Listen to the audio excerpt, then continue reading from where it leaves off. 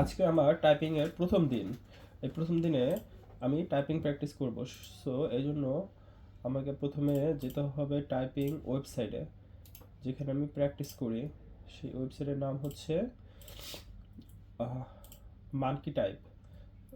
So এই monkey type না, আমি প্র্যাকটিস করি ফার্স্ট ফিঙ্গার্স ওয়েবসাইটে। সো এখানে আমি 1 মিনিট এখন প্র্যাকটিস করব। এখন শুরু করছি।